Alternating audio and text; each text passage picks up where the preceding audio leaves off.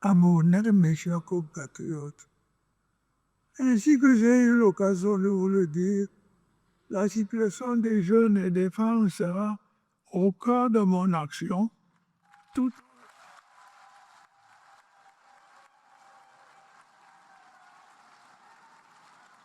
tout au long de ce septennat.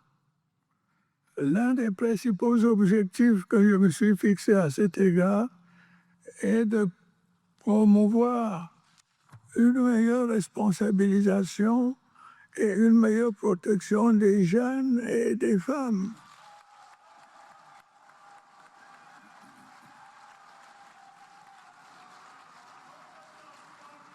Nous allons intensifier ces efforts en veillant à ce que les jeunes et les femmes bénéficient d'une protection accrue dans les milieux scolaires et professionnels, mais aussi en dehors de ceux-ci, pour pouvoir s'épanouir pleinement. Nous eussions le dire avec les fleurs, femmes, illustres téléspectatrices, le 8 mars vous appartient. C'est la Journée internationale des droits de la femme. Le septennat des grandes espérances en cours de dévoilement est également le vôtre. Paul Biya, président de la République, chef de l'État, que nous venons de réécouter, vous en fait la promesse. Et Dieu seul sait, nous pouvons en témoigner combien il tient à ses engagements politiques et même, disons-le, à la prunelle des yeux de chacune d'entre vous, chères dames. C'est cette noble cause de l'élévation de la gente féminine qui nous retient encore sur ce plateau de Face à la République, édition de mars 2026. Autour de cette table de partage, une constellation de femmes, des femmes de tout acabit que vous allez découvrir. Revue des invités, Ebenezer Motale, avec qui j'ai l'honneur d'animer cette séquence spéciale Tout feu, tout femme. C'est à vous. Thank you, Jacques Nana Atangna. Ladies and gentlemen, welcome to PRC Television's Nation on Stage for March 2006. We are going to focus tonight on issues that concern women thanks to the International Women's Day. We have 4 panelists to take us through the 120-minute program. We have Professor Angeline Florence Ngomo, a university lecturer over there. Welcome, madam. Thank you, Sautai. We also have Elise Mbala Meka. She's the mayor of Akomde. She is a feminist and an artist. Welcome, madam. Thank you very much. Mm-hmm. There is also just next to me, Maipa Wespa. She's a senior social worker or inspector principal des affaires sociales. Welcome, madam. Thank you very much. The last but not the least is Dr. Diane Acha Mofo, solicitor and barrister at law. She's also a traditional ruler. You are coming from the civil society. Welcome, madam. Thank you very much. Looking forward to Women's Day celebration? Oh, yes, Mm-hmm. I am. Okay. Jean. Mesdames, je voudrais solliciter votre appréciation sur la place de choix que le président de la République vous accorde. On vient encore de l'écouter. C'est un extrait du discours de prestation de serment au palais de Verre-Paul-Biya. Vous vous en souvenez bien, c'était le 6 novembre 2025. Alors, quelle est votre appréciation sur cet extrait de discours que nous venons d'écouter? Alors, je crois, tout seigneur, tout honneur. Je voudrais commencer par Madame Maipa Wespa, épouse Koukreo. Vous êtes, je vous donne la parole à ce titre, inspecteur de service au ministère de la promotion de la femme et de la famille. Oui, merci beaucoup. Il faut déjà relever, noter peut-être que depuis son accession au pouvoir, le président de la République, son Excellence Paul Biya, n'a jamais cessé de mettre accorder une importance à la femme. Et pour ce septennat, il a bien précisé, il dit une meilleure responsabilisation et protection des femmes et des jeunes. Et nous espérons ici avoir plus accès aux postes de responsabilité et de prise de décision. et que la femme, la situation de la femme va changer. Vous savez, 7 ans, c'est quand même, c'est pas petit et que au cours de ces 7 ans, nous espérons avoir beaucoup de changements en faveur des femmes et des jeunes. Okay, Dr. Dan, tell me, women are going to have greater responsibilities. The president was saying there in that clip. Now, what are they going to do with these responsibilities? Will they be up to the task? I think I wouldn't say, what are they going to do? I would say, we'll look forward to being given these responsibilities because women can do a lot. In the areas where they are, I think they are already proving their worth. I like the phrase he used, better. I think the head of state himself is by the word better admitting that there's a lot that needs to be done. That's why he said better. He didn't just say protection or promotion, as for example, he said in the 90s. He said better. And the women are there.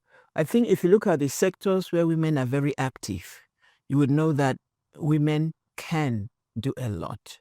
So, oh yes. And it's not just a matter of giving them. It is their right. It is allowing them to enjoy their right. And it is also creating the appropriate environment for women who have been disadvantaged for so long to be able to catch up. And this is a point I like to make. Because if you don't understand gender issues, you start wondering, but why are women being given this opportunity? It's like you start a race and there is somebody who is already 10 meters ahead. You want for the race to be fair, the person who is 10 meters behind needs to be brought forward. And then you start on the same. So what the head of state is saying is, I'm going to level the playing fields by helping women, by making sure women are on a level playing field with the men. And I hope all those who are supposed to carry out, implement his policies, listen and take it seriously. Because when you say, are women up to the task? You probably don't know how important, how significant that statement is. Because he makes these policies, and the men who are 100 meters ahead and who are the ones making the decisions do not execute. So we are hoping that they will level the playing fields this time for the women to carry Cameroon to where Cameroon should be. Madame Élise Mbala Mekan, vous êtes une élue municipale, maire d'Acom 2. C'est où, Acom 2, c'est où au Cameroun? Cette question revient souvent.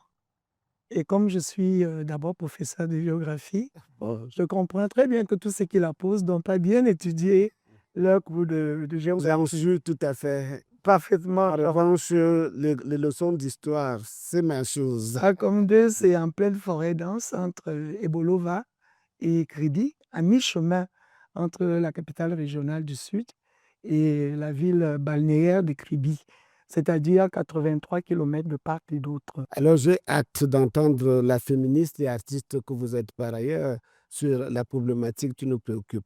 Comment appréhendez-vous les promesses présidentielles? Entendre déjà les applaudissements qu'il y avait dans la salle ce jour-là, le jour de la prestation de serment du président de la République, les femmes ont beaucoup apprécié cet engagement du président de la République. C'est l'occasion pour moi ici de lui rendre un vibrant hommage, d'abord pour tout ce qui a été fait, parce que je suis parmi les premières générations de féministes du Cameroun. Je voudrais ici humblement dire que le premier jour, la première fois où en 1984, on a parlé de la journée internationale de la femme, des droits de la femme au Cameroun, c'était un encart que le collectif des femmes pour le renouveau dont j'étais présidente avait mis dans Cameroun Tribune.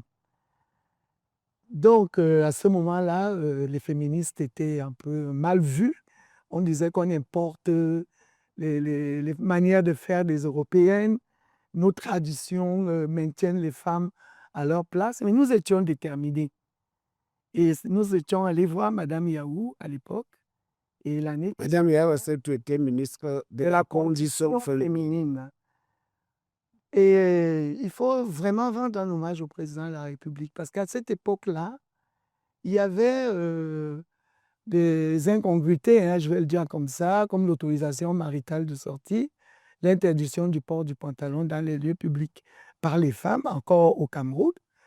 Et nous étions quelques jeunes femmes nouvellement débarquées et nous avons osé lutter contre ces usages qui n'étaient même pas adressés sur des lois.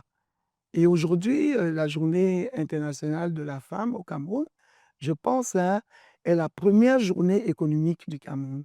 Au vu du pain qui est vendu, de tous les petits commerces qui marchent, tous les petits métiers qui sont mis en place, et on voit le déploiement des femmes. Tout cela fait bouger l'économie nationale et on ne le dit pas assez. Et c'est grâce à l'engagement de la première dame aussi pour cette journée-là qui fait qu'aujourd'hui, ce soit une journée économique. Quand j'ai dit ça, je voudrais que nous ayons, après avoir entendu le président de la République promettre une protection aux femmes, que nous ayons tous ici sur ce plateau une pensée pieuse pour les 19 femmes qui ont été tuées entre janvier 2026 et février 2026. C'est énorme. Ça, c'est celle que l'on a pu décompter. Mais il y a des milliers d'autres victimes, des centaines d'autres victimes dans les foyers. J'allais justement demander, elles sont mortes au front? Non, elles sont tuées par les conjoints, par les ex-conjoints ou par les compagnons. C'est ce que vous appelez féminicide. Féminicide. Donc, je voudrais que nous ayons une pensée pieuse pour ces femmes-là qui ont donné leur vie, qui on a arraché des vies. Je souhaite... L'intervalle n'est pas très considérable, vous dites de janvier à février. 2 mois, en 2 mois, c'est trop. C'est énorme. Et j'ai quelques statistiques d'ailleurs. On pourrait en reparler si vous en avez convenance. Alors, ce que je souhaitais dire par rapport à ce message, c'est que nous ne nous sentons pas protégés. Et tout ce qui doit venir après commence par là. Vous pouvez avoir fait des études, vous pouvez être un grand opérateur économique, mais si un matin, votre mari peut se lever, vous trancher la tête avec une machette, vous comprenez pourquoi pour nous, ce discours du président de la République est le bienvenu parce qu'il promet une amélioration et il promet la protection des jeunes et des femmes. Et je voudrais aussi souligner que dans les jeunes, il y a aussi les femmes. Bien. Après avoir écouté la féministe pur sang, Madame Élise Mbalam-Makam, maintenant je voudrais recueillir l'avis de la juriste. Vous êtes femme, mais juriste. Vous parlez au nom du droit. Je donne la parole au professeur Angeline Florence Ngoma. Et je voudrais commencer par une appréciation différente de la sollicitude constante du chef de l'État à l'égard des femmes. Depuis son accession au pouvoir, cette sollicitude est constante. Et elle est constante, à travers l'évolution graduelle qui nous a été accordée sur plusieurs plans. Je vais citer 2 ou 3 sans souci d'exhaustivité. Si je prends par exemple l'axe institutionnel, tout à l'heure, Mme Eka rappelait cette aberration qui s'appelait autorisation maritale. Mais à l'époque même, nous avions un ministère de la condition féminine qui aujourd'hui est un ministère qui a changé de dénomination, qui a été maintenu et consolidé, ministère de la promotion de la femme et de la famille. C'est tout un programme sur le plan. Nous avons, si je prends toujours sur l'axe institutionnel gouvernemental, quand le président accédait au pouvoir, je pense que nous avions une femme, on peut dire peut-être 2. Aujourd'hui, ce n'est pas encore la parité arithmétique, mais on a quand même une évolution et nous espérons que cette évolution qui s'est manifestée à ce niveau va continuer dans tous les autres domaines. Nous avons, par exemple, à l'Assemblée, une évolution notable qui devrait s'améliorer. Nous avons au Sénat une évolution consolidée. Nous avons des femmes qui ont été promues à des postes dans les hautes sphères de la République, à des hautes fonctions, qui occupent à la tête des fleurons de notre économie, qui sont qui sont d'abord PCA, qu'elles soient de la société civile. Nous en avons une. Vous en avez deux. Parce que moi qui vous parle, j'ai l'insigne privilège de bénéficier de 2 décrets du président de la République. Je fais donc partie de ceux qui ont bénéficié. Je suis présidente du conseil d'administration de l'Imprimerie nationale, ce fleuron de notre patrimoine, que le chef de l'État a doté récemment d'un statut spécial en 2023. Tout à fait. Et avant cela, j'ai été secrétaire général du ministère du Tourisme et des Loisirs, qui était d'abord ministère du Tourisme pendant 13 ans sans discontinuer. Donc, de 2007 à 2020, je fais partie donc des femmes qui ont été promues. À côté de ça, vous avez des femmes directeurs généraux de sociétés. Directeurs généraux, je citerai comme ça, Cantel, CAA, Sénavé. Mais Vous moi, je avez des voudrais que femmes. l'on soit un peu plus, pas que vous l'êtes moins, un peu plus méthodique par rapport à ce pointage, puisque c'est le cas au niveau du gouvernement. Je voudrais qu'on soit assez exhaustif chaque fois que l'on évoque un domaine particulier au niveau du gouvernement, au niveau des sociétés d'État, au sein des assemblées électives, dans le secteur privé, à l'international. Est-ce qu'on peut poursuivre ce pointage que vous avez commencé? Donc, le gouvernement de la République. On pourra y revenir, M. Jantana.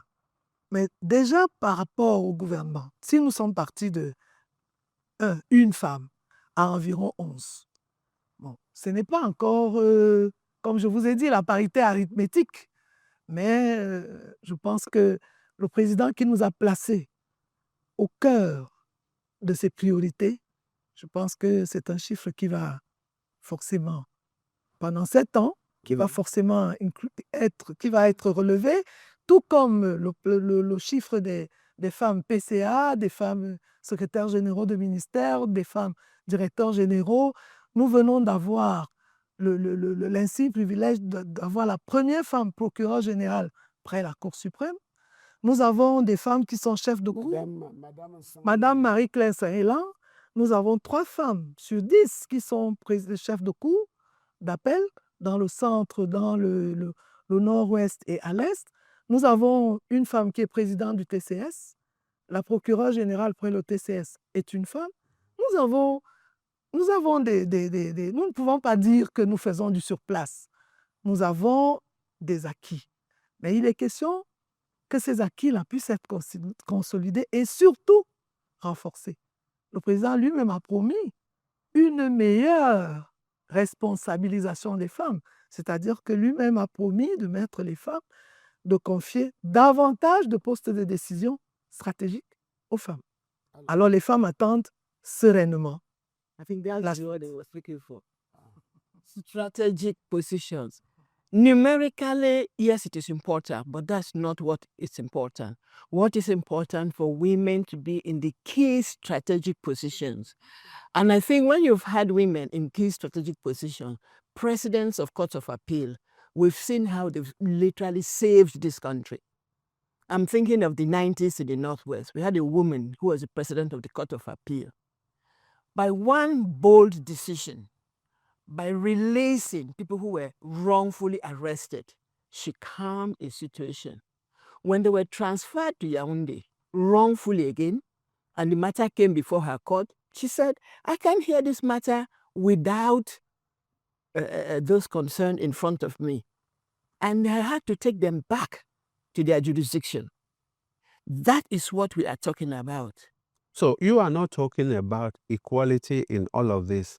Is it parity or equality that is all you're talking about? We are talking about both. And women being in strategic positions. When you count women in government, education is important. Yes.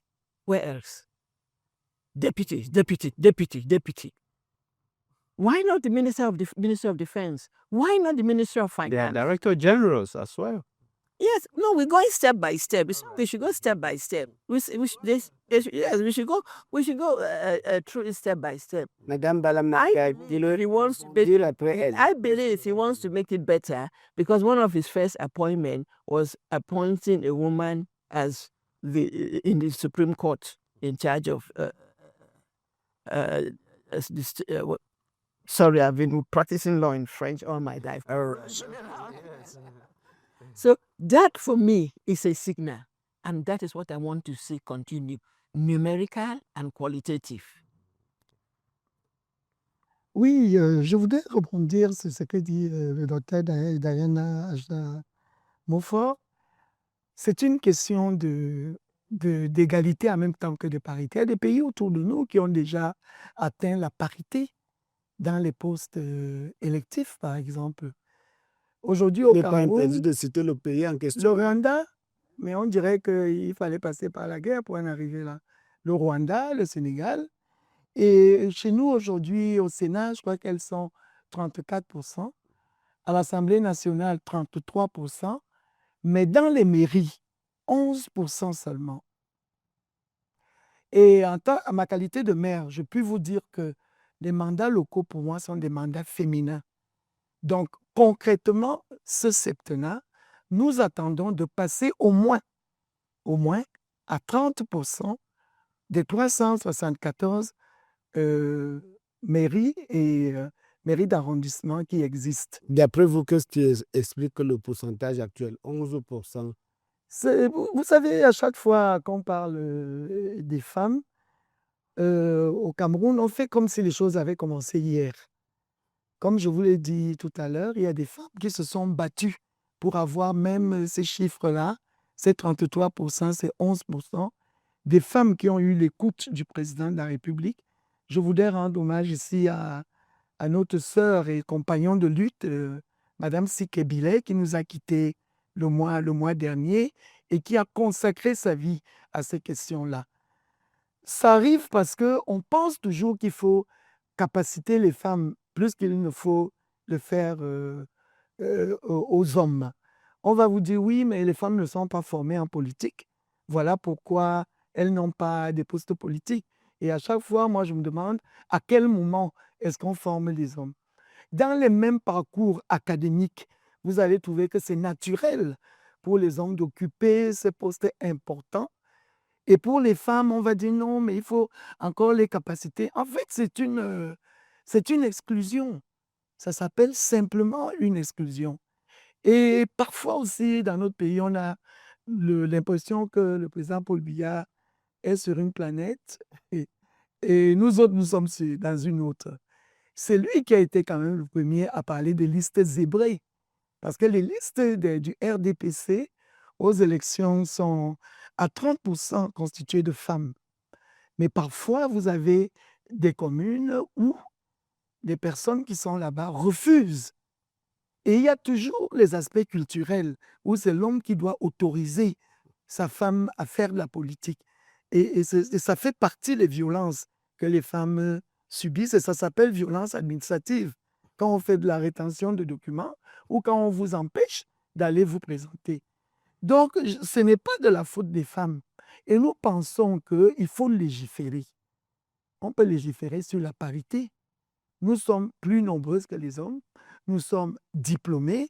Et on peut décider, comme le président a décidé, que les listes aujourd'hui doivent être constituées d'un tiers de femmes. On peut dire, on passe d'un tiers à la moitié. Et on va trouver les ressources humaines pour ça. Et nous passerons donc dans les mandats locaux de 11% des femmes que nous sommes aujourd'hui, certainement à 40 ou 50%. Ouais, Madame Maïpa-Wespa, justement, je voudrais vous donner la parole. En Par rapport précisant, aux mandats locaux, je allez-y. voudrais quand même dire qu'il faut qu'un travail soit fait au sein des partis politiques. C'est très bien que la constitution des listes, généralement, quand on dit un tiers, on met les femmes à l'arrière. Et dans le tiers qui vient en troisième position, alors les hommes sont devant et puis parfois, quand ça marche, c'est les hommes qui passent et puis les femmes vont rester. Ce travail devrait être fait au niveau de tous les partis politiques. Donc, il y a déjà la Mais elle constitution et la liste. Elle demande de légiférer.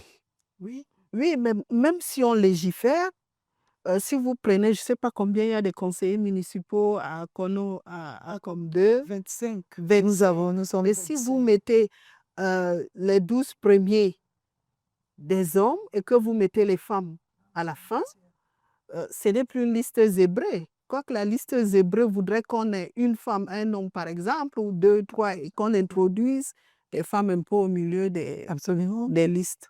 Yes, Mrs. Ngomo, what the mayor was just talking about, the issue of 11% for women in councils and so on, may not very much concern government, the authorities, because these are elections. These are elections. Now, what do you think the ministry that you come from, the minister has said she's looking for a specific law, considering what she said earlier on about 16 men or women that have been killed, looking for a specific law against gender-based violence to support women? Je voudrais d'abord dire que nous avons dans notre arsenal juridique un certain nombre de dispositions qui peuvent permettre, peut-être pas suffisamment, mais qui permettent quand même d'appréhender ces comportements qui sont ignobles. Parce que rien, alors rien ne justifie que l'on ôte la vie à une femme, à celle qui donne la vie. Rien ne justifie. Et encore, quand c'est son compagnon intime ou son conjoint, ou dans les violences, dans notre code pénal, c'est même une circonstance aggravante lorsque l'auteur des violences est le conjoint. Mais ce que les femmes veulent, c'est qu'il y ait un renforcement de ce dispositif sur tous les plans. Et nous pouvons nous réjouir parce qu'aujourd'hui, sous l'impulsion de la Première Dame, il y a un partenariat qui a été signé entre le ministre d'État, ministre de l'Enseignement supérieur Avec le... et Madame le ministre de la Promotion de la Femme et de la Promotion de la Famille, justement pour la promotion et l'encadrement des femmes et des personnes vulnérables, par la voie de la capacitation en psychologie, par la voie de l'enseignement, de la recherche, etc. Donc, c'est des moyens de renforcer déjà, parce qu'en créant des cellules d'écoute dans les universités, nous en avons dans toutes les régions du Cameroun, en créant des cellules d'écoute, en éduquant, c'est déjà cela. Et ce que les femmes veulent, c'est que l'on puisse renforcer les dispositifs existants qui peuvent permettre d'appréhender et de réprimer sévèrement ces comportements odieux. Les femmes battues, ça coule les rues. Avez-vous déjà aussi entendu parler d'hommes battus dans les foyers, dans les ménages? Est-ce que ça existe? Nous recevons tous les jours celle de la promotion de la femme et de la famille. Permettez que Madame l'inspecteur nous en dise un peu plus. Il y a des hommes battus et nous les recevons tous les jours dans nos services. Après, Ils ne parlent pas trop, ils n'écrivent pas trop sur des toits, mais il y a quand même des hommes battus. Nous avions plus de femmes battues et nous avions plus, et on ôte la vie aux femmes. On n'a pas beaucoup de cas d'hommes tués et autres, mais ce sont les femmes qui souffrent le plus. Par rapport à la loi, je voudrais dire que aujourd'hui, on a déjà un projet de loi qui a été soumis à la hiérarchie, le projet de loi contre les VBG, les violences basées sur le genre. Et ce projet protège tout le monde. Nous sommes un ministère de promotion de la femme et de la famille, donc protège l'homme et la femme, et avec un accent plus particulier sur les violences faites aux femmes. Elle l'a dit, on a un arsenal juridique assez important, assez intéressant, et le Cameroun a ratifié beaucoup d'instruments juridiques internationaux, notamment la CEDEF, la Convention d'élimination de toute forme de discrimination à l'égard de la femme, la Charte africaine des droits de l'homme et des droits des peuples et relatif aux droits humains de la femme, ce qu'on a toujours appelé protocole de Maputo. Et on a la CDE, la Convention des droits de l'enfant, Et on a la charte africaine du bien-être des droits de l'enfant. Donc, on a ratifié beaucoup d'instruments juridiques qui protègent la femme et les enfants. Maintenant, il y a peut-être un problème d'internalisation de ces textes-là, mais je C'est le crois rôle de votre ministère. oui, un travail a été fait dans le code pénal de... Oui, tout ça. I found there's a lot of work to be done by everybody. Yes. Because if you look at Cameroon on paper, the laws are there. There is a problem of applicability. Absolutely. There's a problem of what these laws actually are. And while the state has a role to play, we all have a role to play. Because we need from parents, it starts from home. And I think this is where civil society organizations, I've been following up a lot of what's been going on this week. Our association, the Association of Female Jurists, we've been all over the place. And to a certain extent, we are still doing what we were doing over 20 years ago when we founded that association. We have to go beyond that. It is Ministry of Women and the Family. We started doing it, but this week, a lot of it has not been done. We have to talk to community-based rulers and leaders, traditional rulers, men, husbands. They are the perpetrators. They need to be educated to understand what if this is your sister? What if this is your mother? They need to understand the impact on violence on the human being and how it destroys the person. And from childhood, that's why I say even parents, women, girls, little girls, we have to start training them to have their own self-worth. Why am I staying with a man who is beating me? Why do I think I have to be kept by a man? All of us here can keep men. So why are our friends, why are our daughters waiting on men to keep them? It's supposed to be a partnership. And so this is where parents come in. This is where primary education comes in, educating the men and the boys. There's a lot of work to be done. So deterrence, the laws are there, but as we all know, deterrence doesn't always work. There's the famous case of in those days when they were shooting armed robbers. And while they were there to shoot the armed robbers, they were pickpockets, stealing. They're shooting the man for stealing, and you're there stealing. So the deterrent value of laws is exaggerated. We need it. I'm not saying we don't need it, but we need all these other parallel actions.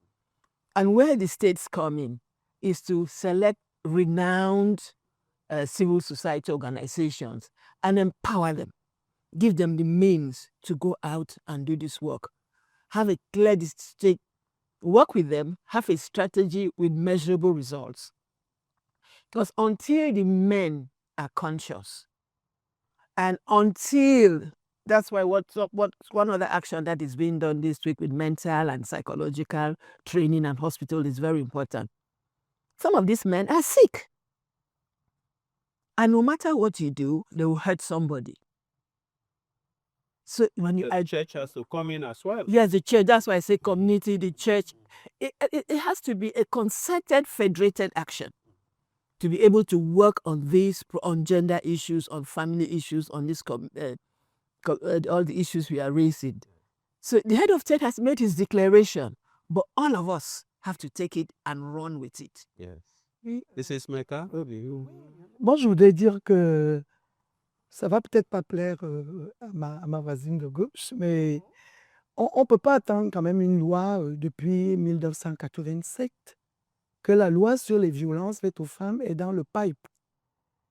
Nous avons tellement attendu qu'aujourd'hui, nous sommes passés de la loi faite sur les violences faites aux femmes à la loi des violences sur le genre. OK, vous n'allez vraiment pas m'entraîner un mois du 8 mars à parler de violences faites aux hommes. Je vais insister pour ne parler que des femmes. Nous parlerons de violences faites aux hommes après. Mais on doit Donc- parler de partenariat là. T'es d'accord? Mais justement, si on attend depuis 1987, aujourd'hui, dans ce septennat que le président a dédié aux femmes, il faudrait que cette loi soit adoptée, ainsi que le code de la famille et de la personne. Parce que beaucoup de questions seront réglées. En dehors de la loi sur les violences faites aux femmes, nous demandons même aujourd'hui une loi spécifique sur les féminicides. Parce que comme j'ai dit, ça va être une loi sur les violences faites sur le genre. Ça va comprendre les hommes. OK, on adopte celle-là, mais une autre sur les féminicides.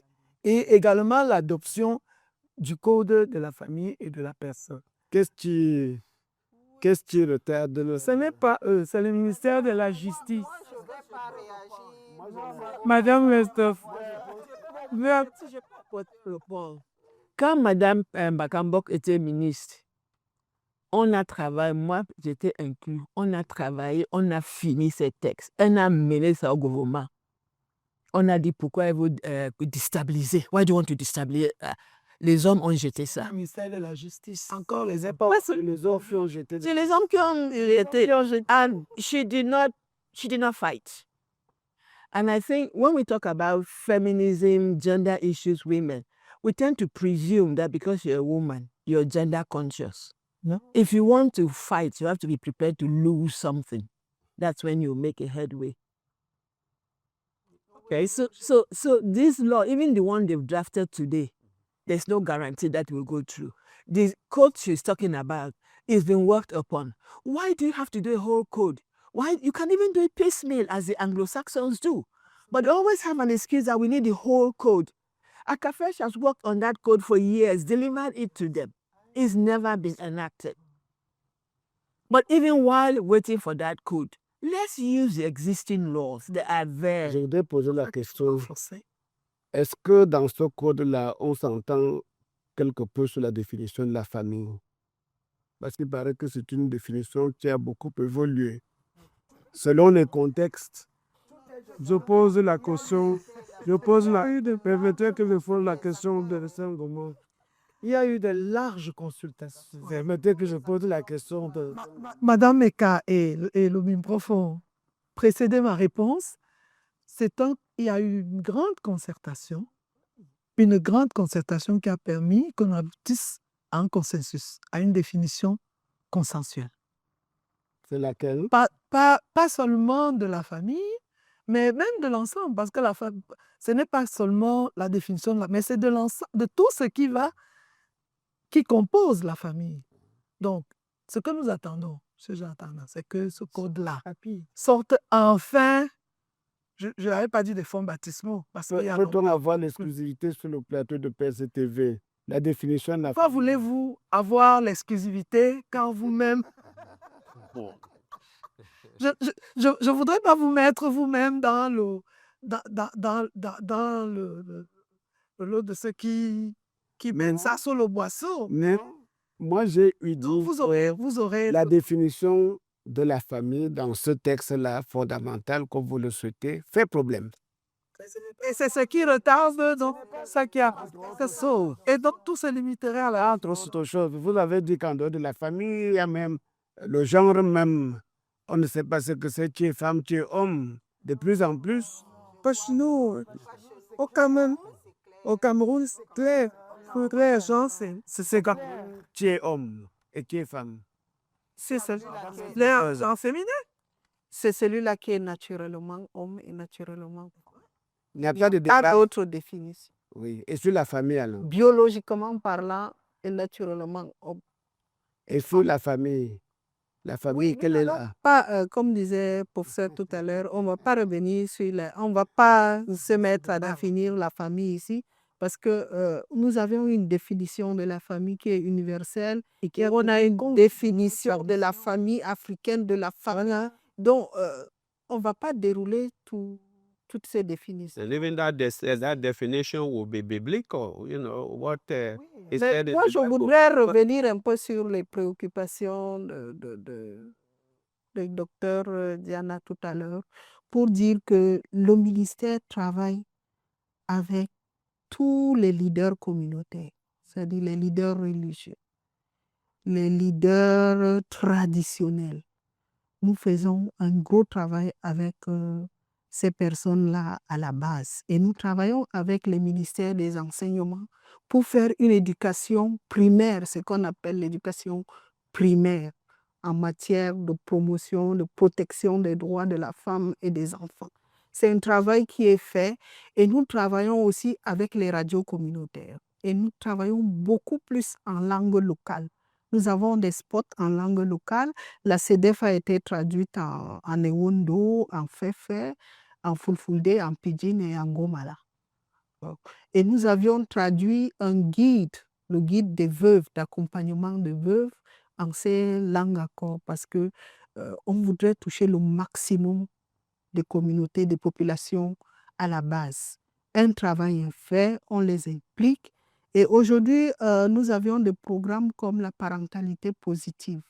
C'est un travail que nous faisons avec les familles pour un meilleur encadrement des enfants et pour une cohésion familiale. Nous travaillons aussi avec, sur le programme masculinité positive, qui a à sa tête le club de masculinité positive avec un magistrat qui est à la tête de ce club. Et nous espérons étendre, mettre les antennes un peu partout pour encourager les hommes. I really admire what your ministry is doing. And when I said that, I said, empower all these communities, empower all these groups. What are the resources of your ministry? What's your ministry's budget? Justement, How much can you do? You're doing all this good work. I really admire what you do. I clap for you. You do a lot with the meager resources you have.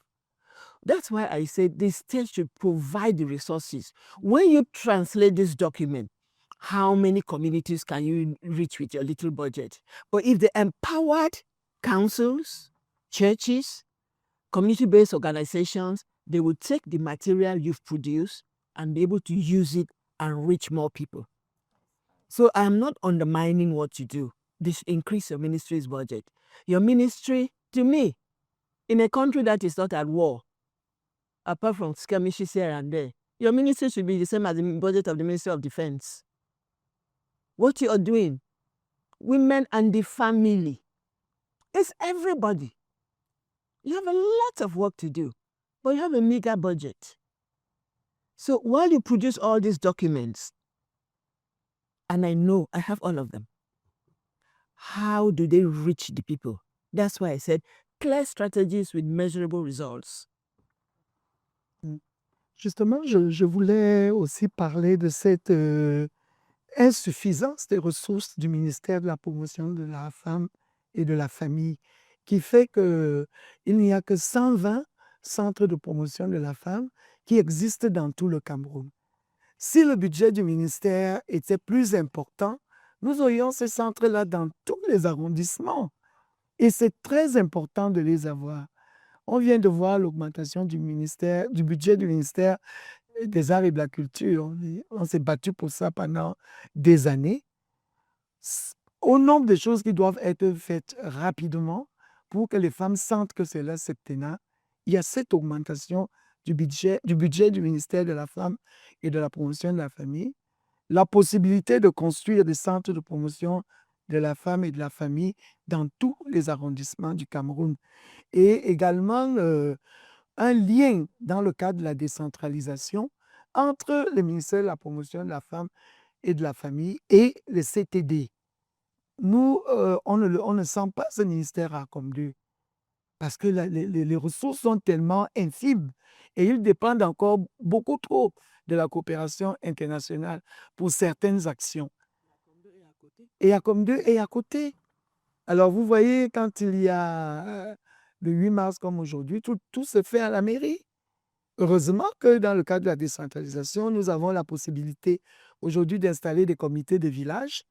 Et ce sera à l'intérieur de ces comités de village que nous allons pouvoir réunir les femmes pour continuer à faire des formations dans des activités qui peuvent amener à l'autonomisation des femmes avec des activités créatrices de revenus. Alors, quand vous parlez d'augmentation du budget du ministère de la Promotion de la Femme et de la Famille, est-ce que vous avez un plafond?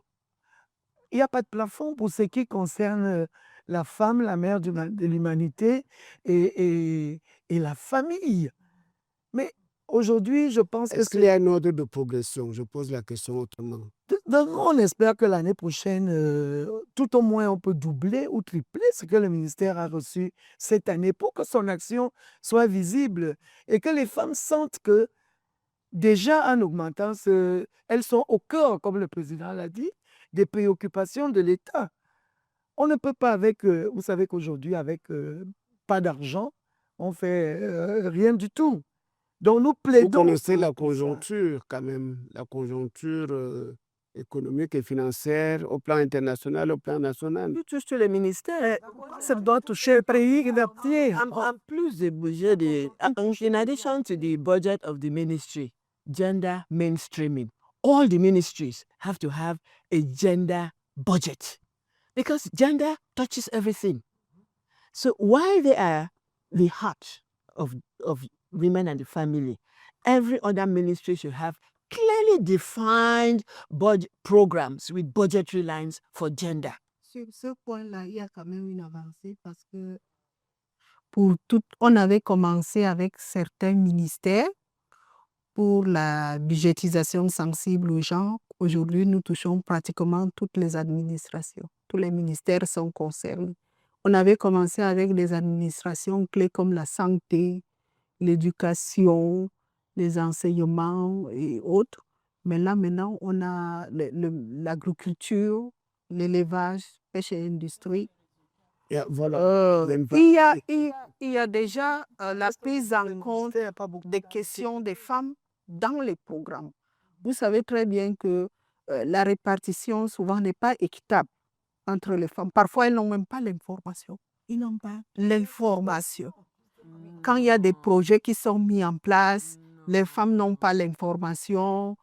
Information. Yeah. Oh, sorry, I thought you were saying training. Non. Elles n'ont pas souvent l'information.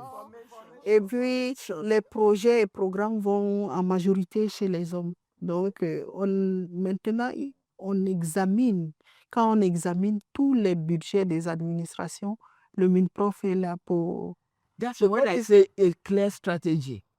If you have a clear strategy, you know that for this program, 50% of those who are going to benefit have to be women. So even if it's only men who you can only execute 50% of that program, you will look for women. You will give the information to women. So you need those clear strategies. If you look at all our documents, gender is everywhere. On paper, Cameroon is wonderful. But the reality, who is the one giving the information? Men. Who are they giving it to? Men. Who are they giving it to? Their sons. You have your son, you have your daughter, you give it to your sons. Right down to the village. If you don't have enough money to pay school fees, you pay for your son and keep the girl at home. This is why I say we need to work with everybody to make sure we change the mentality, to make sure the strategies are changed. And we're only talking about the administration. Even the private sector has a role to play. Pour le moment, nous sommes encore avec les administrations. Il faut aller dans le Dieu. Dieu sait. Lors des conférences budgétaires annuelles, des administrations qui ont... Votre entre nous les femmes m'a permis de capter un mot. C'est un processus. Est-ce que vous pouvez inscrire tout ce que vous présentez dans les différents plaidoyers dans un processus? On ne peut pas tout faire à la fois. Il faut prioriser, il faut inscrire les choses à faire dans un processus. Qu'est-ce que nous pouvons retenir de tout ce que vous demandez? C'est pour cela que nous vous avons parlé. Parce que nous vous disions notre différente gratitude vis-à-vis du chef de l'État. Nous avons parlé de la constante sollicitude. Et nous avons dit ce qui était déjà fait. Si nous revenons par exemple aux ministres, aux femmes ministres, juste pour dire que nous sommes partis dans des ministères qui étaient traditionnellement réservés aux femmes, ou maintenant confiés aux femmes des ministères régaliens.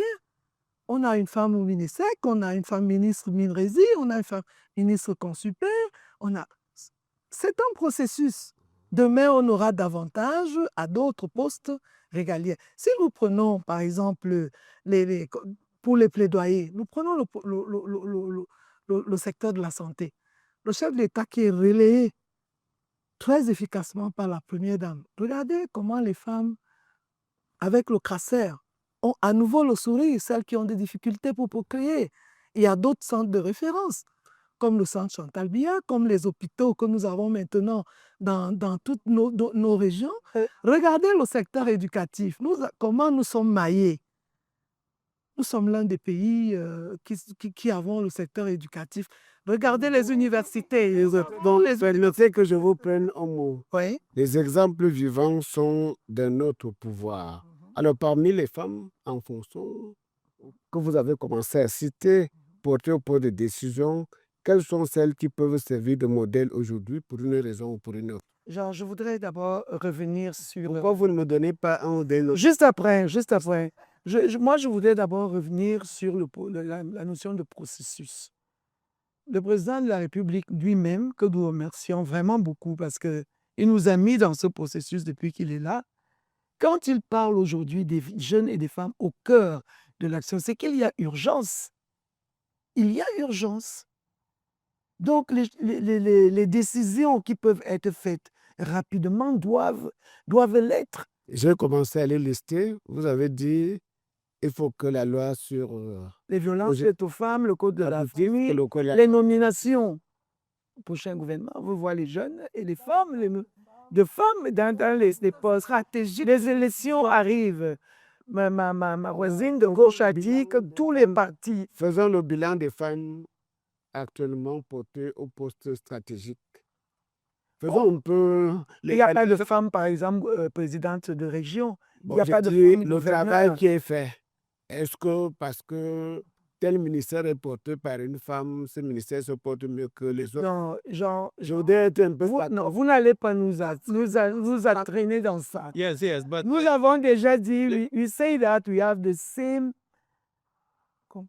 Compétences égales. compétences égales, les mêmes parcours académiques. Rémunération égale.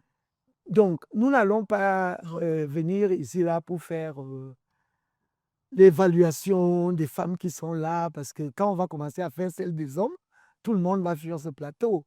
Parce qu'on sait très bien le nombre d'incompétents hommes qui sont là. C'est ce que je disais aussi. Vous va toujours développer les capacités. Vous avez pris l'engagement de ne parler que des femmes parce que c'est le 8 mars. Absolument. Donc vous avez... Mais nous n'allons pas faire de diagnostic. Nous allons d'ailleurs, dans le secteur qui me concerne, je peux dire aujourd'hui, en vous regardant droit dans les yeux, que les mairies dont les chefs d'exécutif sont les femmes sont différentes des autres mairies. Ah, c'est ce que moi je voudrais Vous entendre. pouvez faire le tour, M. Jean Atangana. Toutes les mairies à la tête desquelles les femmes ont été élues. Quand vous allez là-bas, parce que j'ai dit que les mandats locaux étaient même des mandats féminins, vous allez voir que les femmes travaillent. Exemple, la mairie d'Akomde. La mairie d'Akomde, la mairie d'Afanloum, la mairie de Bikok, la mairie de Konyale-Douala, deuxième, la mairie de Bafia, la mairie de Kribi-Benoué, la mairie de Kribi, deuxième, la mairie de Nituku.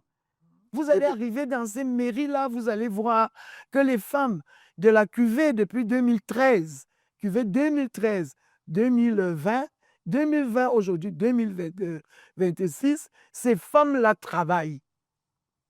Alors, Elles pourquoi avez-vous peur de poursuivre le même exercice dans d'autres domaines? Comme à l'Assemblée nationale. Là-bas aussi, ce sont des postes électifs. Ce sont déjà 30%. Aujourd'hui, nous demandons davantage. Et quand nous demandons davantage, c'est juste parce que nous reconnaissons aussi le travail qui est fait par les femmes députées. On les voit sur les territoires en train de faire des micro-projets, de défendre des lois. C'est pour ça que nous voulons plus. Parce que quand les femmes, d'abord, quand les femmes sont à un poste, elles ont un double défi. Un double défi.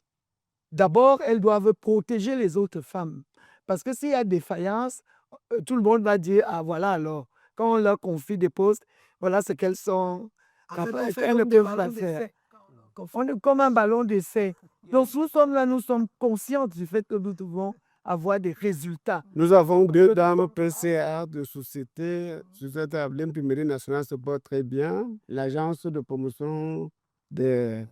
L'imprimerie nationale a été dotée, c'est le fleuron du patrimoine, de notre patrimoine national. Le chef de l'État lui-même, qui tient à ce fleuron, l'a doté d'un statut spécial en 2023. Et l'imprimerie, par ce statut spécial, a donc l'exclusivité non seulement de la traditionnelle impression des imprimés administratifs, mais désormais du marquage anti-contrefaçon, n'est-ce pas, des documents qui relèvent de la souveraineté et de la sécurité étatique. Et dans ce cadre, l'imprimerie s'est dotée a signé un partenariat avec un partenaire international pour nous accompagner dans cette sécurisation, dans cette digitalisation. Et dans les tout prochains jours, mois, vous verrez la transformation qui s'opère déjà, vous verrez les résultats. Et nous n'aurons plus des imprimés que l'on peut falsifier n'importe comment, et c'est tout ce qui se retrouve là dans les réseaux, imité à gauche, imité à droite, vous verrez les transformations. Docteur Chamofo, c'est par vous que passent la plupart des investissements au Cameroun, par l'agence de promotion des investissements. Yes, before En mode de qualité de PFOA, de concerned with private investment, but the recent law has expanded our purview to include public investment. But even though it was just private investment, we were still promoting seeking investors for the public sector. But you see, when you look at something like the Investment Promotion Agency, it was one of those agencies where the general manager was a woman, the board chair was a woman, and a good number of women on the board. Our budget was 500 million. You take away taxes, our budget was 300 million. But we worked with 300 million. How do you expect an investment promotion agency to function with 300 million? But we worked. And only a woman could do that. Combien vous faut-il pour faire davantage? The budget has improved, but we are still in the last category. But I'm not here to advocate for the budget of the Investment Promotion Agency. The only reason why I mention that is because women with that little or nothing could promote and bring in investors. That's why I mentioned it. But let me go back to something you were saying, what should be done. You mentioned laws, need criminal laws and things. But let's go to the economic sector. One thing that can really help women is having laws. No, wait a minute. I just wanted to ask you this question that concerns that the Minister of Finance, who has been talking about incentives for companies that hire young people.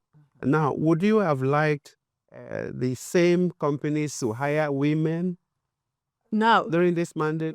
well, during this mandate, what women need more, women, because young people include girls, but what women need more is a regulation incentive on procurement, for example, in the value chain. If you're buying more from women in your value chain, you get a tax incentive. Or from women. That's what you're proposing. That's what I'm proposing in the area of procurement. And of course, also in the employment of women in your decision-making positions. Because what you will find in boards that I have served, I've always fought for women. And they will go, oh, Lady D, we've employed more women. Oh, women are even more than men. But what posts do they hold? Receptionists, secretaries. So they count numerically, they are there. Go to top management, they are not there. So this is what we need, incentives for those who employ women in technology and who appoint women in their decision-making portfolios. You give them tax benefits. And this is where the private sector now comes in. If you have this law on procurement in your value chain, if you're buying for women, you have a tax benefit. This is where the private sector comes in. That's why I keep saying, he has spoken. The minister. The head of state has spoken. All right. Fine. I like the word better because he spoke in 90s, he's been speaking, and not much has been happening. But now he himself said better, in the middle, in the center of everything, for it to be in the center of everything. And that's why I differ from her. We need to spread it. You don't need to wait for government to finish before you go to private sector. No. They're all existing. We all coexist. So tax incentives for the private sector will help them bring up more women. If you have a competent woman in your company, why won't you appoint her a director and get some tax incentives? If you have a competent woman in your company, why won't you the board appoint her general manager? I'm talking of competent. I don't want numeric, because this is where they deceive us. They go and take incompetent women and they say, voilà. Only God did engager les femmes, voilà celui-là. That is not true. And there's another myth I want to break. When a woman is pregnant, she's not handicapped, she is not sick, she is performing a national duty. Who are you serving? Who are you serving? The state. Who carried you for 9 months? Your mother. What was she doing during that 9 months? Struggling to work, struggling to go to hospital. When you were a baby, who was looking after you? Your mother. She's going to work. But her bosses would say she's not reliable. No, she's multitasking. Heureusement, And le so, code du travail protège so we need, dans la maternité. Enfin, protège. it's protected, but you don't grow. But you don't Mais grow. vous n'avez pas sanctionné No, you cannot sanction them, but they femme don't parce promote qu'elle est enceinte. they don't promote you because you're not reliable. So why don't we start having Donc, il y a une dynamisation. why don't we start having nurseries in our offices? Recruter une femme enceinte. Oui, le code du travail interdit les discriminations fondées On sur peut le leur genre. répéter. Il y a le Mais ça principe. n'avance pas comme les hommes. Il y a le On dit principe. qu'on ne peut pas compter sur elle. Pourquoi ça reste elle accouche tous les ans? Pourquoi pas créer les crèches? Le président de la République vous écoute comme bon nombre de téléspectateurs qui sont sur Face à la République, sur PRC-TV, la chaîne de télévision de la présidence de la République. Le président de la République, Paul Biya, n'est pas seulement un homme de brillants discours, il est aussi un homme de parole. Lors de la récente campagne électorale, comme à l'occasion des dernières allocutions à la nation, il a promis de responsabiliser davantage les femmes, de les hisser à des fonctions de premier plan. Et ça a déjà commencé avec la nomination du procureur général près la Cour suprême. Qui ne connaît pas aujourd'hui Madame Sangilang Marie-Claire? Le président a donné le ton, le regard d'Alain Patrick Fouda sur PRC-TV. Elle s'appelle Marie-Claire Dieudonné Nseng Elang, c'est le procureur général près la Cour suprême nommé par le décret présidentiel du 20 novembre 2025. Pour nombre d'observateurs, il ne s'agit pas d'une simple nomination destinée à renouveler le personnel de la haute administration. Le président de la République, Paul Biya, qui avait annoncé lors de la campagne pour l'élection présidentielle que ce septennat serait dédié aux jeunes et aux femmes, passe simplement de la parole aux actes. Et quel acte? Marie-Claire Dieudonné Nseng Elang est la première femme à accéder à la plus haute marche du parquet général près la Cour suprême. C'est donc une pionnière au sommet qui considère sa nomination comme un acte de valorisation de la femme. Marie-Claire Dieudonné Nseng Elang a été officiellement installée comme procureure générale près la Cour suprême le jeudi 25 février 2026. Oui, le chef de l'État a donné le ton à travers le choix d'une femme d'exception pour occuper de hautes fonctions, un heureux prétexte de réjouissance à l'aune de la célébration de la 41e édition de la Journée internationale des droits des femmes.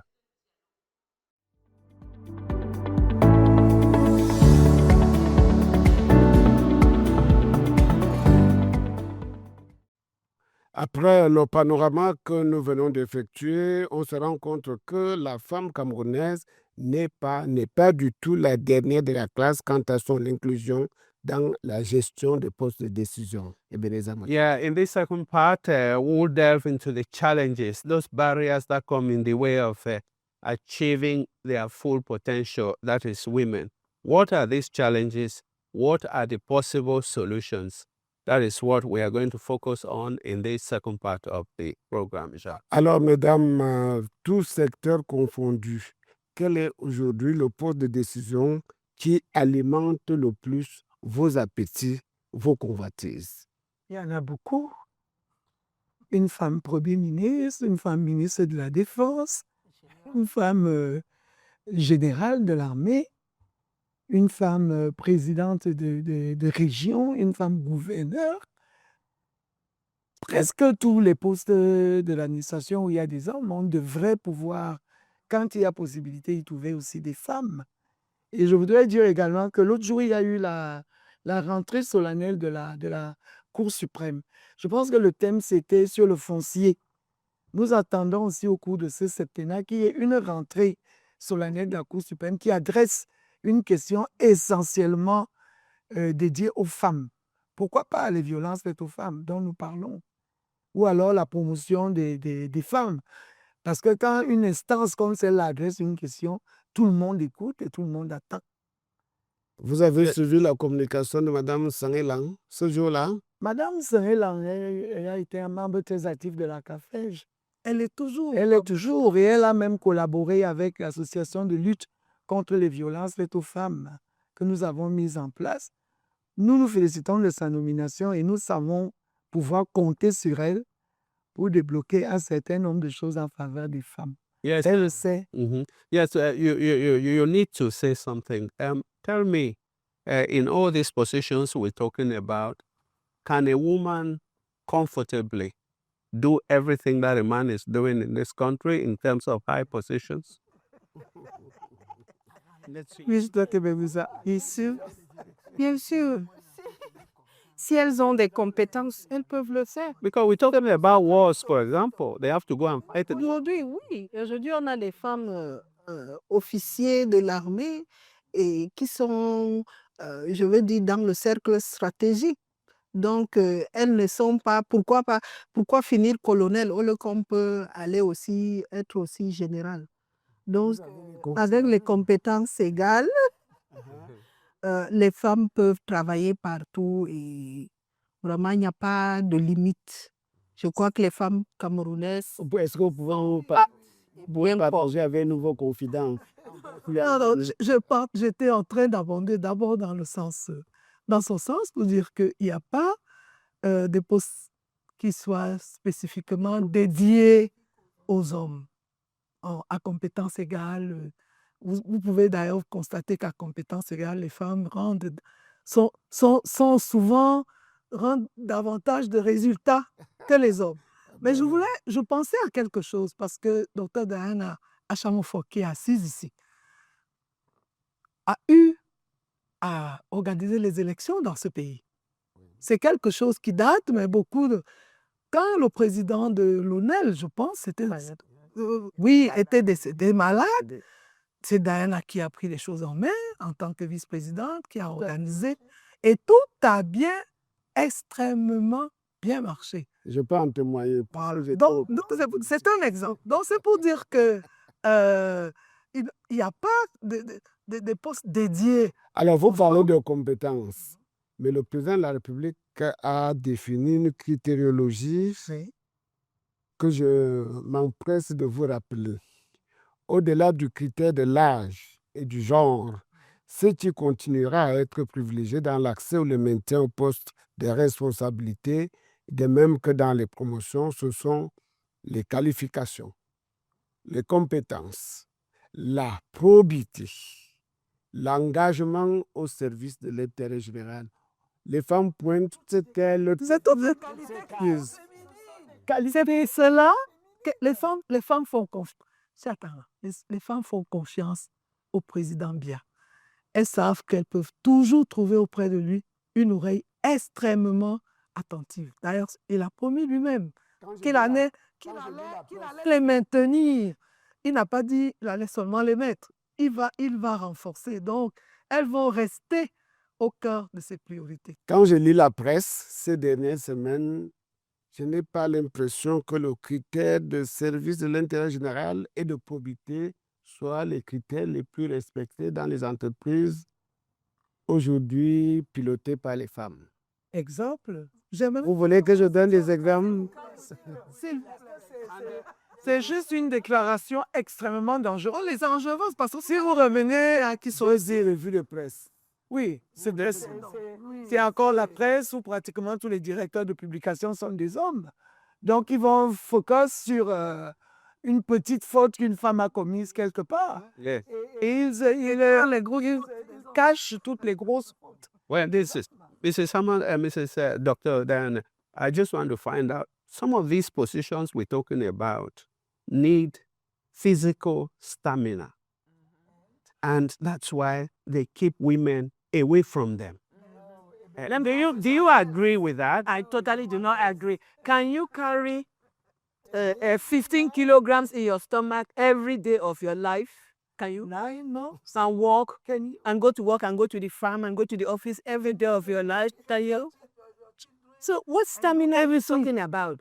They've brainwashed women to thinking that look at other parts of the world. There are women in all ranks of the army. So what physical stamina are you talking about? Yes, I mean, tell me what job that a woman cannot do. Alors confier. There is nothing women cannot do. Que le relais soit pris. Le président a donné le temps. Et vous allez voir. Le président. I had to talk about myself, but I was not sleeping. I was working during the day, all day, and traveling all night all over this country. I was on the phone to the point where I believe that's how I developed tendinitis. What physical strength, what stamina. And I'm not the only one. Every woman who accepts to do something buries themselves into it and they do it well. Of course, there are exceptions. And better than men. Of course, there are exceptions. And when you talk of the press, don't forget our press is full of fake news. The internet is full of fake news. You just need to want to bring down somebody, go and give them 50,000 francs, they will write what they want to write. So, true or false, if I don't have the facts, I don't talk about it. It got to the point where I didn't even want to read newspapers anymore. But I'm telling you, the women can. And when you were talking about what we need to do, there's another idea I have. For the private sector also, let's have an evening where we honor companies that have appointed women to high positions. And then we can also, we as civil society can also name and shame those who are not doing it, while they honor those who are doing it.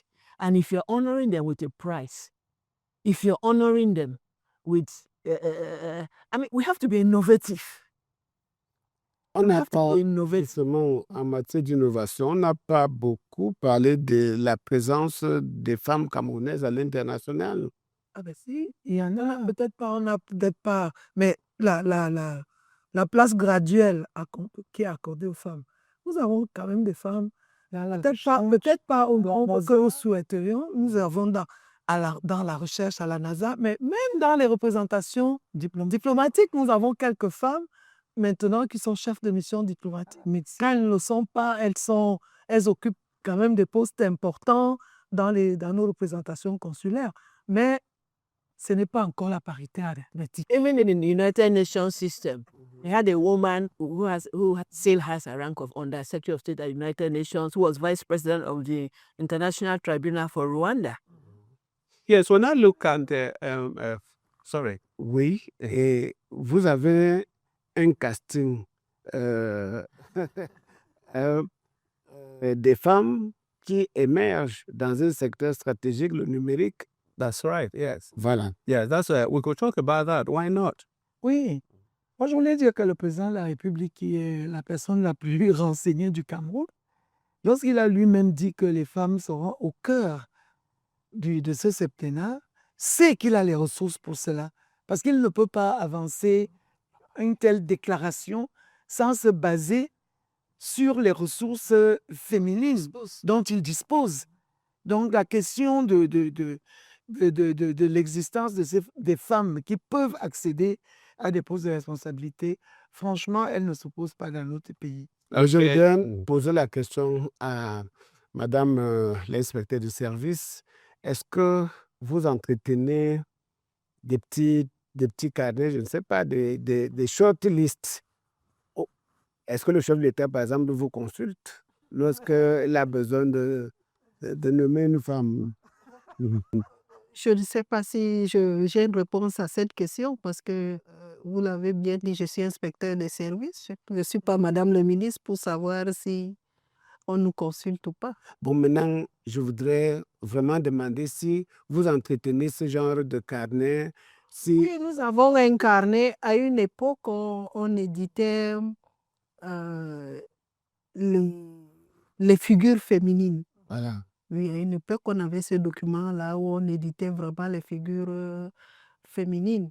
Mais nous avions toujours, c'est parce qu'on n'édite plus le document, mais on a quand même la liste. Nous connaissons toutes les compétences féminines qui existent, toutes les grandes figures qui existent et on sait où les trouver et à quel moment les appeler quand le besoin se résume. Yes, thank you very much. Thank you very much indeed. As the world prepares to mark International Women's Day, several Cameroonian women are standing out on the global stage in fields ranging from science and technology to finance, literature, and agro-industry. From aerospace engineer Dominique Ntone-Sike to economist Vera Songwe, banker Gwendoline Abuno, digital governance expert Marguerite Chantal Abia-Nve, agro-industrial leader Lisette Claudia Tame-Njambe, and award-winning novelist Hemle Boom, those inspiring figures continue to break barriers and shape the future of Cameroon and the African continent. Audrey Nyangono reports. As the world prepares to celebrate International Women's Day, attention turns to Cameroonian women who are making their mark in key sectors and strengthening the country's presence on the global stage. In aerospace and science, Reine Dominique Ntone-Sike stands out as a pioneer. The aerospace engineer studied in France and the United States. She later contributed to projects at NASA. Her work includes participation in the design of a satellite and involvement in space shuttle launch operations. Today, her journey continues to inspire many young Cameroonian girls who dream of careers in science, technology, and engineering. On the global economic stage, Dr. Vera Songwe has built an exceptional career. As former Executive Secretary of the United Nations Economic Commission for Africa, she became the first woman to lead the institution in nearly 60 years. An economist and respected policy advisor, she continues to contribute to discussions on Africa's development, economic growth, and financial sustainability. In banking and finance, Gwendoline Abuno is also making history, managing director of EcoBank Cameroon since 2017. She was recently appointed to lead the bank's SEMA cluster, supervising operations across 7 Central African countries. Driving digital transformation within public administration is Professor Marguerite Chantal Abia-Nve, Director General of the Centre National de Développement de l'Informatique, CNADI. Under her leadership, Cameroon has advanced efforts in cybersecurity, digital public services, and the gradual integration of artificial intelligence in government systems. In the agro-industrial sector, Lisette Claudia Tame-Njambe is emerging as a visionary entrepreneur. As head of Africa Processing Company, she promotes the local transformation of cocoa, creating jobs while adding value to Cameroon's agricultural resources. And in literature, Cameroonian storytelling reaches global audiences through the work of award-winning novelist Hemle Boom, whose books explore identity, migration, memory, and belonging.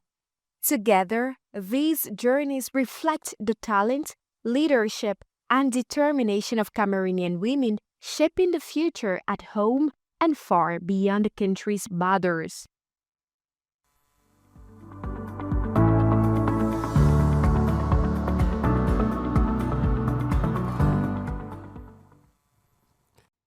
Galerie de portraits, visages de femmes, femmes d'aujourd'hui, femmes de demain. Votre réaction après avoir regardé ce reportage de Nyangono, professeur Ngomo? Parcours inspirant de femmes talentueuses. Et vous avez encore là la preuve par 9 que le Cameroun regorge de talents. C'est un musée de talent. J'allais dire de talente, mais bon, si vous permettez, si vous permettez l'expression, mais sinon, c'est un musée de talent féminin à ciel ouvert. Bravo. Madame Bala? Moi, j'ai presque envie de dire que la relève est assurée parce que chacune d'entre nous ici a été pionnière dans un domaine. Je me souviens à ce sujet que le Minérésie a publié des grandes figures féminines du Cameroun. Et vous aviez dans cet ouvrage des femmes qui ont fait des choses exceptionnelles. Et là, ce sont nos filles. Et vous avez vu tout au long du reportage, j'étais en train de sourire, de satisfaction. Et je sais que comme elle, il y en a des dizaines d'autres ici au Cameroun dans le domaine de la communication, de la publicité, de l'art. C'est juste pour dire que la pépinière existe depuis toujours. Les femmes compétentes, vous allez trouver dans les femmes âgées comme nous, dans les plus jeunes. C'est-à-dire que notre génération, grand-mère aujourd'hui, nos filles et nos petites filles. Donc, il y a de quoi faire. C'est pour ça que je disais tout à l'heure, quand le président dit « je place la femme et le jeune au cœur de ce septennat », il sait qu'il a les ressources pour ça. Docteur Achamoufou, I think she took the words out of my mouth. You're looking at how young they are, and there are many more like them. A good number of them, I watched them grow up. So you can only feel satisfaction that it's going to continue. If Cameroon wants to use its female human resources to develop this country, to develop our image abroad, to promote Cameroon, the women are there from one generation to the other, and there are more coming up. Yes, Mrs. Gokru. Oui, je crois qu'elles ont tout dit. Elles sont jeunes, elles sont compétentes et on espère qu'elles seront de plus en plus valorisées et en leur donnant des postes de responsabilité pour qu'elles puissent pleinement s'exprimer. Ce qui est sûr, la relève est assurée, comme l'a dit Madame le maire. Merci. alors nous retenons déjà cela, la relève féminine est assurée. Alors, un dernier tour de table pour que chacun dise, bon, j'allais dire pour que chacune d'entre vous dise là, ce que nous devrions finalement retenir de cette édition de Face à la République. Je commence par la dame féministe, artiste, dans ce beaux-arts. Franchement, j'espère que les féministes, là, c'est sans connotation sexiste. Pas du tout. Sinon, on va se fâcher. Je l'ai dit de bon cœur. Si je voudrais qu'on retienne quelque chose de tout ce que nous avons dit cet après-midi, c'est juste qu'il y a urgence. Urgence à utiliser toutes ces compétences, toutes ces ressources humaines féminines au plus haut niveau, en accélérant tout ce qui est possible de faire pour que nous sommes quand même la majorité de la population au Cameroun et nous sommes la moitié de l'humanité pour qu'aujourd'hui, il puisse y avoir plus de visibilité et plus de visibilité dans l'action de promotion de la femme par le président de la République. Professeur Angeline Florence Ngomo. Alors, nous souhaitons naturellement qu'il y ait de la suite dans tout ce que nous avons dit, c'est-à-dire concernant notamment l'arsenal juridique, un renforcement de l'existant. Nous nous réjouissons de la place qui nous est accordée, de la reconnaissance de la place qui est la nôtre, parce que la femme, quand on investit dans la femme, c'est qu'on investit pour la solidité de la République. Alors, nous souhaitons naturellement que les femmes aient davantage d'accès au financement structurant pour qu'elles puissent... parce qu'une femme qui a accès à un financement pour développer l'activité qui l'autonomise, ce n'est pas une seule personne qu'elle a à sa suite ou qu'elle nourrit, mais c'est une montagne de personnes et des familles entières qui tirent bénéfice de cela. Alors, the Women Trust the President Biya. That is an evidence, because we know that we can always count on his very, very attentive ear. Yes, That we know that. Okay. So that's why I'm asking women watching to continue to support you. Thank you, Dr. Achamoufou. Your last word. You women, you've been looking at the theme without actually saying so, looking at justice, which is there, looking at rights, which is there, looking at action, all those three dimensions of the theme for this year. So what's your last word? In addition to what the other speakers have said, I just want to emphasize on building a strong private sector with women, because that's one of the problems we have in Cameroon. Our private sector is minimal, and there are lots of women in the private sector. Our leading cocoa exporter, for example, is a woman. So women can do it, but we need to strengthen the private sector. The head of state has declared the policy. He's not going to go down and implement it. We are all Cameroonians. Private sector, civil society, party in power, opposition, we all have to play our role. And we need a data bank of competencies. And in this case, women competencies. So when they want to appoint, they should not just look within their friends. And the government, elections is over. It is no longer an LDPC business. It is a Cameroonian business now. So stop consulting only LDPCs when you want to do appointments. It's ruining the country. It's ruining the women's lives. Broaden your consultative processes as they used to do in the past. And the head of state can only declare the policy.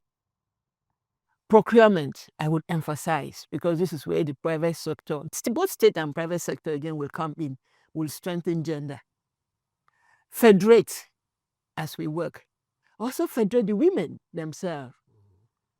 Empower local communities. Identify serious civil society, church-based. Come and say church-based. There are all sorts of churches these days. But we need serious church-based. We need serious community-based organizations you can work with. You cannot sit in Cameroon and run the BLM, run Akwaya, run Maigangari. You need to strengthen the societies. And yes, we're empowering councils now. But are we really empowering them? We need to work more with community-based organizations. So that is what I have to say. Do not focus on the civil service and on the party in power. It is our country, all of us. Okay, that brings us to the end of the program this evening. Is that all right? You have a last word? Madame l'inspecteur n'a pas parlé. Oh, sorry, we forgot you. Alors, avec une question subsidiaire. Que pensez-vous de la promotion d'un homme à la tête du ministère de la promotion de la femme et de la famille? Bon, la parole est à vous, madame. Pourquoi pas? Comme ça, nous, on va à l'économie. Ça, c'est ça. Non, la parole est à madame l'inspecteur. Je voudrais... C'est pas un ministère réservé aux femmes. C'est pas un ministère réservé aux femmes. Jusqu'ici, on n'a eu que des femmes, mais un homme peut bien... Et puis, on a des collègues hommes. Il n'y a pas que des femmes, oui. Le secrétaire général est un homme. Nous avons sur les 4 directeurs techniques, on a quand même des hommes aussi. Donc, ce n'est pas un ministère... c'est le ministère de la promotion réservé aux femmes. Mais pour le mot de la fin, je voudrais quand même dire qu'il n'y a pas seulement urgence, il y a nécessité d'impliquer toutes ces compétences féminines pour une pleine participation des femmes et pour un Cameroun émergent en 2035. Il faut impliquer toutes ces compétences féminines. Les femmes ont toujours été avec le président de la République, elles seront toujours avec lui. Merci. C'est noté. Okay, thank you very much. As we conclude finally this program, we just want to say that the women around these tables have said it, that they have rights, but they need more. They have justice, they need more. And the action for girls and women is now. Tout à fait, les femmes en veulent et en veulent encore. Donc, c'était une ode à la femme. Elle sera chantée, elle sera mimée pendant tout le temps que durera le septennat de Grandes Espérances. Engagement pris, engagement en gestation pour porter ses premiers fruits et faire correspondre les enjeux d'aujourd'hui aux défis de demain. La gratitude de la femme camerounaise, comme vous l'avez suivi tout au long de cette édition de Face à la République, la gratitude de la femme camerounaise est infinie. Père CTV fait corps avec le mouvement et souhaite bonne fête à toutes les femmes d'ici et d'ailleurs. À bientôt. Merci.